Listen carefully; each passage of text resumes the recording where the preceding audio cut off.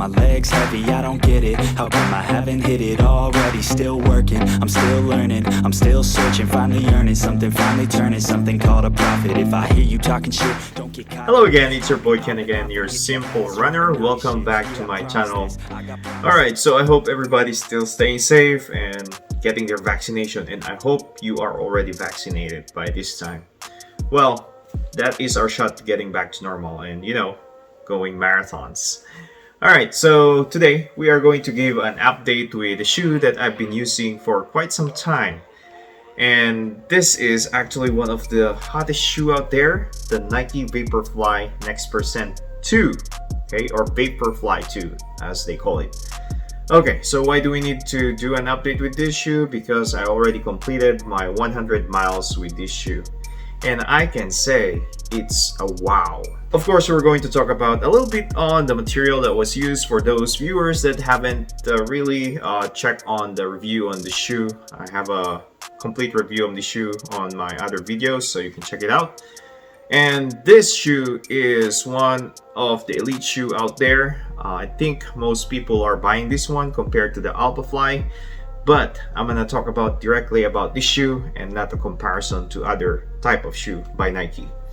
So anyway, just a quick rundown on the shoe. So upper is made out of a very breathable material. So this is not an atom knit. You can actually see through to your foot once you wear it. It has a fairly amount of wide space inside, so wide runners just like me, you'd really appreciate this type of shoe. And fairly wide platform in the shoe. Going to the tongue, it is a little bit of a padded tongue, unlike the original one, which is a little bit flimsy and kind of, annoys you a lot because it's scratching down. Now with the laces as well, it is a bumpy lace. Now on the heel counter, it's a well padded heel counter here. It's not the type of shoe that you can see a bulky type of padding, but this one is fairly amount of padding, just like the original. All right, it's a little bit sturdy. Now going to the midsole, of course, it's using the ZoomX and the carbon fiber plate, which gives you a lot of propulsion moving forward and energy return. On the outsole, you have here a bit of rubber on the forefoot, major rubber is in here, and a little bit of rubber at the heel, heel. Okay, now in terms of durability, I did say that this is a very durable shoe. I compared it even to the original here, the original Vaporfly 1. Now after 100 miles, I can say this has the same wear and tear to the original one. The major things that I noticed about this shoe after 100 miles is the compression of the ZoomX. It's given.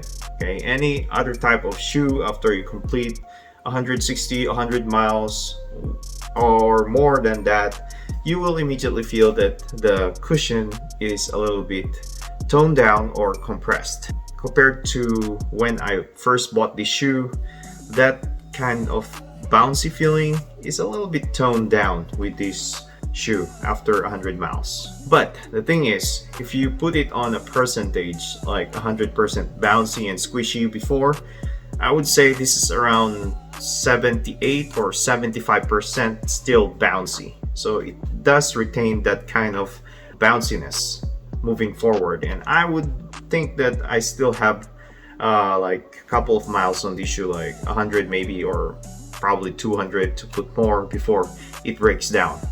Now in terms of wear, major wear on the outsole is on the heel part. Okay, just like the original here. Okay, I use this for long runs, short runs, and marathon. Okay, and I can say that the wear is showing mostly at the heel. But the rubber at the forefoot is quite smoothened.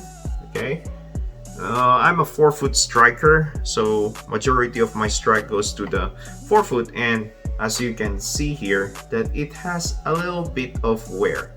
Okay, that rubber is really a premium rubber that they put on the forefoot. I didn't have any slippage with this type of rubber as well. Now in terms of the edge, if there is like damages or tearing at all, yeah, there are a couple of areas here that I see some tears, mainly because there's an area that I usually go to run with, whether it's a training run. I encountered some dirt roads, so there's a lot of pebbles and stones that I encounter to that road. So maybe those are the ones causing those tears on the sides. As you can see, there's some tearing out there. So those are the major things that I've noticed about this shoe. Now, in terms of durability, I can say that I still have more life on this shoe, probably around 200 miles before I can retire it and say goodbye to the shoe. But right now, I'll be using this for training and racing as well. I did use this for a marathon, like I said. How did it feel after running that marathon distance, 42K? Well, my legs is not really beat up. That's one thing I can say. Unlike any other shoe that I use for a marathon, like the New Balance RC Elite. After running with that shoe, immediately I will feel some pains in my thighs, calves, on my forefoot. But this one, I didn't really had those issues. So it was great. I didn't have any blisters at all. So it was really impressive running with this shoe after that long miles, and of course 100 miles. It really brings happiness in my foot. So those are the current updates after running 100 miles with this shoe. So wear and tear, not really very visible. Now, let's answer some of the questions with this shoe. Alright, so overpronation with this shoe. So I know some runners have concern about overpronating because it's soft and you don't know if it's really stable.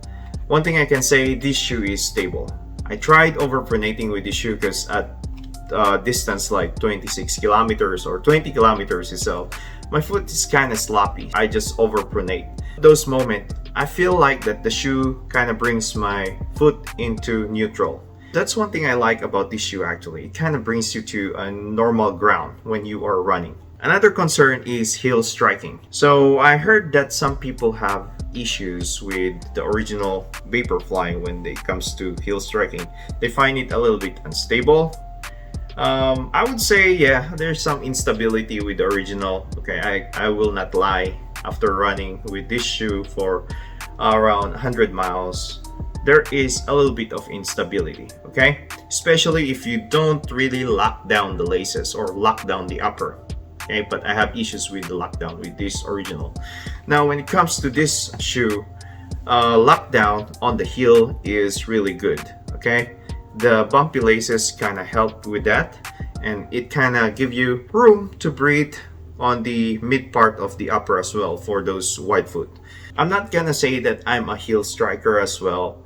I would say that I'm more of a forefoot, like I said, forefoot striker. So I did run trying to, experience the heel striking like everybody's saying about this shoe. So I did run heel striking. Majority of my strides are on the heel. I don't find it uncomfortable. I find it squishy though. Okay, I can feel that the ZoomX here kind of provide me that energy return still going to, forward on the run. So I don't really have any issues with heel striking with this shoe. So again, it's still a neutral and stable shoe. I don't know, I cannot really speak with the heel striking issues with other runners. Maybe it really depends on your weight as well and height and how you throw your foot out there, your gait cycle, I should say. But then again, I just tried for around 5K short distance for heel striking, and I didn't find any issues or uncomfortable issues on my foot, I should say. Alright, so those are the things that kind of bother some runners out there. So just throwing you my thoughts. So that is for the update on this shoe. Thank you again for watching. Stay healthy, stay safe, subscribe. Peace out. I have a dream, that's all I need. I'll make it happen with some work and belief. Know what I want, so I'll take it on. I've made mistakes, but mistakes make you strong. Let's break it down.